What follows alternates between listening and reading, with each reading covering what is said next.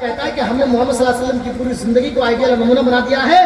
بھائیے اللہ کے رسول صلی اللہ علیہ وسلم کے آئیڈیل نمونے میں ایک چیز اور میں بتا کر کے اپنی بات کو ختم کروں گا. مسلمانوں, اللہ تبارک و تعالیٰ نے فرمایا کہ ہم نے محمد صلی اللہ علیہ وسلم کی جو پوری لائف آپ کے لیے آئیڈیل بنایا ہے, اس میں ایک یہ ہے کہ شادی بیاہ جو تم کر رہے ہو یہ بھی اسلامک طریقے سے ہونا چاہیے. اسلامک طریقے سے یہاں تو سن رہے ہیں 1.5 لاکھ 2 لاکھ 3 لاکھ روپے جہیز میں چلتے ہیں, جہیز میں. اور لڑکی والے مانگ بھی کرتے ہیں کہ ساتھ ہمیں دے دو. جب تک تم 3 لاکھ روپے نہیں دو گے تمہاری بیٹی کی شادی نہیں ہوگی, شادی نہیں ہوگی. 10 دن پہلے ابھی جب میں بتایا کہ میں نیپال میں تھا پروگرام کے لیے, ایک لڑکے کی شادی ہوئی. مسلمان لڑکوں, نوجوانوں, غور سے سنو, میں اس لڑکے کو سلیوٹ کرتا ہوں, اسے میں سلام پیش کرتا ہوں کہ تمہارے جیسے لڑکے اس دنیا میں ہونا چاہیے. انہوں نے ایک جوڑے میں اپنی بیوی کو شادی کر کے لایا, ایک جوڑے میں. بات الگ ہے کہ انہوں نے بارات ساتھ میں کر کے گیا ہے. اب دستور ہو گیا ہے کہ لوگ بارات نہیں لے کے جائیں گے تو لوگ کہیں گے یار دیکھو بارات کر لے کے نہیں گیا ہے, بارات لے کر کے نہیں گیا ہے. اب بارات اگر لے کے نہیں بھی جاتا ہے تب وہ بدنام ہو رہا ہے, اور لے کے جا رہے ہیں تب وہ بدنام ہو رہا ہے. لڑکی والے نہیں چاہتا ہے کہ ہمارے گھر 200 250 300 چور آئے, ڈاکو آئے اور ہمارے جو ہے کھانے کھا کر کے اپنے پیٹوں کے جہنم بھر کے جائیں. نہیں چاہتا ہے. کون چاہتا ہے کہ ہم اس طرح خرچ کریں؟ کون چاہتا ہے کہ ہم فضول خرچی میں اپنے بیٹی کی شادی میں یا بیٹا کی شادی میں ہم فضول خرچی میں اڑائیں؟ کوئی نہیں چاہتا ہے. گاندھی جی کو کوئی صرف نہیں کرنا چاہتا ہے. گاندھی جی اتنے امپورٹنٹ چیز ہے ان کو کوئی صرف نہیں کرنا چاہتا ہے.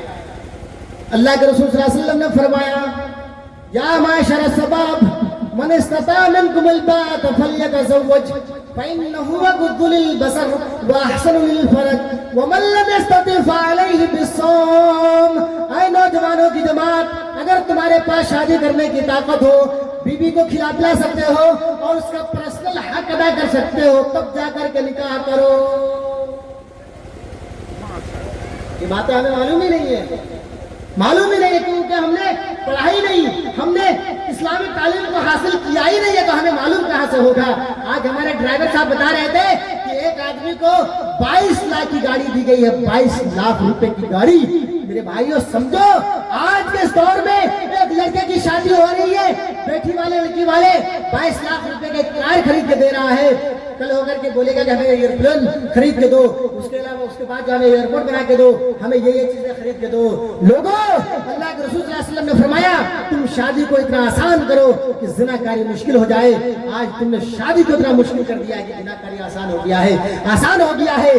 جب میں آپ کے پروگرام میں آ رہا تھا, میرے ڈرائیور صاحب بتا رہے تھے کہ مولانا صاحب ایک لڑکے کی ابھی شادی ہوئی, اس کے بارات میں وہ آیا ہوا تھا گاڑی لے کر کے. اس نے کہا کہ 22 لاکھ روپے کی گاڑی دیا انہوں نے, اور گاڑی دے کر کے اپنی بیٹی کو شادی کیا ہے.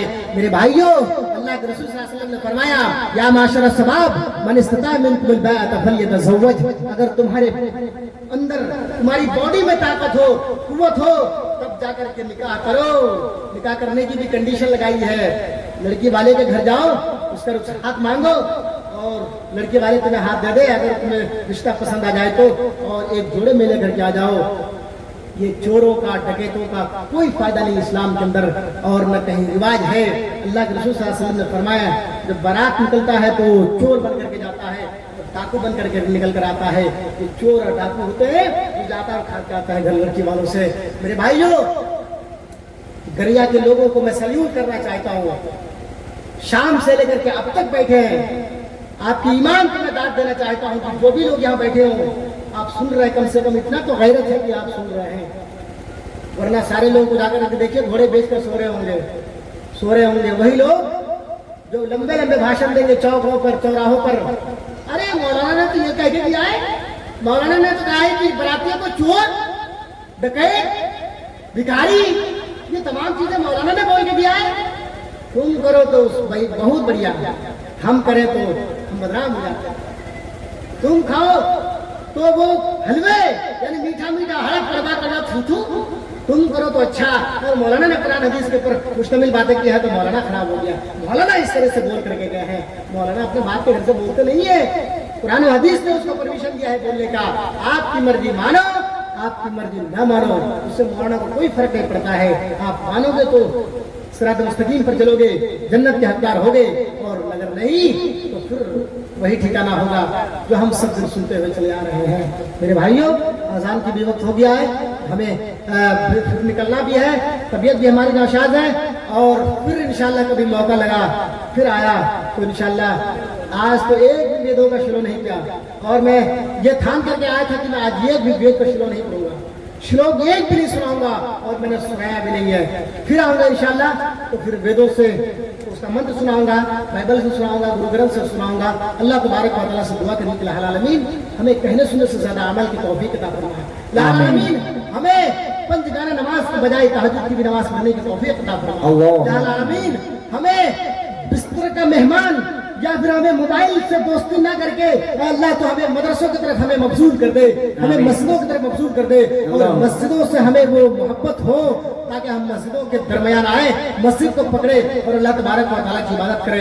اے اللہ جب تک تو ہمیں زندہ رکھنا تو اسلام پر رکھنا، ہمارا خاتمہ ایمان بالخیر ہو، آمین۔ وآخر دعوانا ان الحمدللہ رب العالمین۔ السلام علیکم ورحمۃ اللہ وبرکاتہ۔ وعلیکم السلام ورحمۃ اللہ وبرکاتہ۔